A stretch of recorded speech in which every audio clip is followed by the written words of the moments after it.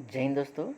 मैं दिनेश माथनकर आप लोगों का बहुत बहुत स्वागत करता हूं आपके अपने YouTube चैनल जिसका नाम है दिनेश्वर हिंदी वाले। जैसा कि आप लोग रोज़ वीडियो देख पा रहे होंगे, हिंदी टेस्ट का हमारा जो 22वां सेशन है आज ये कंप्लीट होगा और ये बहुत अच्छे से आप लोगों को मैं प्रश्न जो है समझाने का प्रयास कर रहा हूँ। कुछ ही दिनों बाद पूरी व्याख्या के साथ भी आपको समझाने का प्रयास करूँगा। अभी थोड़ा सा समय कम मिल पा रहा है, इसलिए क्वेश्चन और आंसर पर ही ज़्यादा फोकस कर रहा हूँ।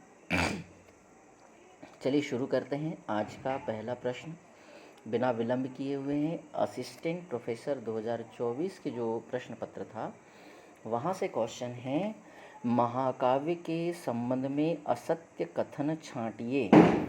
महाकाव्य के संबंध में, तो महाकाव्य जो है ये आता है प्रबंध के अंतर्गत, जो कि पद्य काव्य की एक विधा है। इसका कथानायक प्रसिद्ध व्यक्ति होता है, कोई धीरोदात्त व्यक्ति होता है, कोई वीर होता है, कोई राजा होता है, कोई शासक हो सकता है। महाकाव्य सर्गबद्ध रचना है, बिल्कुल सही बात है, इसमें 8 सर्ग होने चाहिए। परंतु रामचरितमानस एक ऐसा महाकाव्य है जिसमें 7 सर्ग है, उसके बावजूद भी उसको महाकाव्य कहा जाता है, क्योंकि उसमें बाकी जो चीज़ें हैं महाकाव्य होने की, जो विशेषता है, जो खासियत, जो शर्तें हैं वो पूरी करती है वो रचना। इस वजह से इसका ध्येय धर्म, मतलब इसका जो आदर्श है, इसका जो ध्येय है वो है अर्थ, काम, मोक्ष में से किसी की भी प्राप्ति करना। ठीक, और उक्ति वैचित्य इसका प्राण तत्व है। यहाँ पर ऑप्शन इसका गड़बड़ हो गया। इसलिए उसने पूछा है जो असत्य कथन है तो वो है उक्ति वैचित्य इसका प्राण तत्व है, ये गड़बड़ हो गया। अगले प्रश्न की तरफ बढ़ता हूँ। प्रश्न नंबर 242। 242 क्या कहता है कि बार बार में कौन सा समास है। अब आप लोगों ने यहाँ देखो योजक चिन्ह लगा देखा है, तो बोले द्वंद्व समास लगा दीजिए। नहीं साहब, द्वंद्व समास की खासियत ये होती है कि दोनों पद अलग होने चाहिए, दोनों पद अलग अलग संज्ञा के रूप में होने चाहिए। जबकि यहाँ तो एक ही संज्ञा की आवृत्ति हो रही है, या एक ही शब्द की या एक ही अव्यय की आवृत्ति हो रही है, तो वहाँ अव्ययी भाव समास होता है। जैसे साफ साफ, कभी कभी, दिन ब दिन, रातों रात, हाथों हाथ, लातों लात, चालो चाल, ऐसे शब्द में अव्ययी भाव समास होता है। ठीक है, बन जाएगा। तो प्रश्न का उत्तर आपको प्राप्त हो चुका है। अगला प्रश्न है हमारे पास, प्रश्न है 243 नंबर का। निम्न में से वाक्य बहुत सी भाषाओं को जानने वाला के लिए एक शब्द का चयन करना है। हम इसको एकार्थी कहते हैं।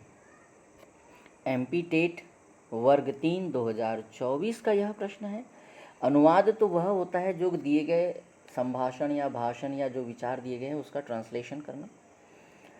द्विभाषाविद वो होता है जो दो भाषाओं को जानता है, दुभाषाविद और द्विभाषी।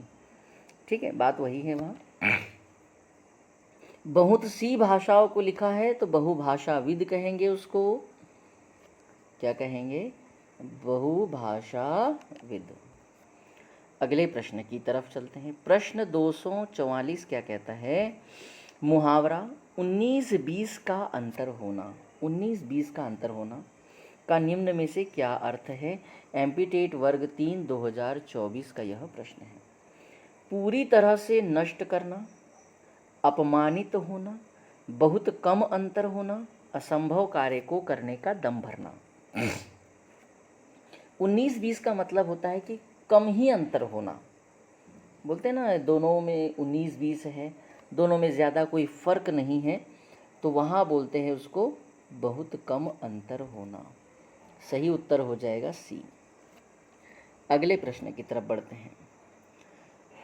प्रश्न 245 नंबर का, एमपी टेट वर्ग 3 2024 का यह प्रश्न है। स्वर्ग सा सुख में कौन सा अलंकार है?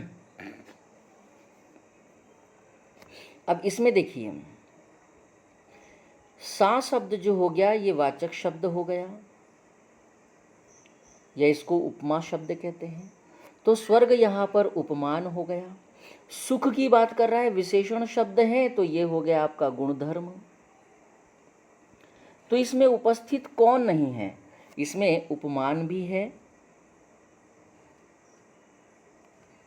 वाचक शब्द भी है, गुणधर्म भी है, इसमें उपमेय गायब है। तो इसको कहते हैं लुप्तोपमा। मतलब यहाँ पर तो ऐसा कुछ दिया नहीं है, सीधा सीधा उत्तर देंगे हम उपमा अलंकार। अगर वो पूछ लेता कि इसमें से कौन सा गुणधर्म या कौन सा अंग गायब है उपमा अलंकार का, तो आपको बताना पड़ेगा उपमेय गायब है। तो गुणधर्म, वाचक शब्द और उपमान, ये 3 बातें दी हैं, उपमेय इसमें अनुपस्थित है। यमक अलंकार की बात करें तो यमक अलंकार में भी बड़ा ही मस्त उदाहरण आप लोगों को याद ही होगा यमक अलंकार का, कि एक जैसे शब्द दिखाई देंगे पंक्तियों में, पर उनके हर बार अर्थ अलग अलग होते हैं। जैसे बड़ा ही प्यारा उदाहरण है, सजना है मुझे सजना के लिए। तो यहाँ 2 बार सजना सजना शब्द आया है कि सजना है मुझे सजना के लिए, मतलब साजन, और एक बार हो गया तैयार होना या सजना संवरना।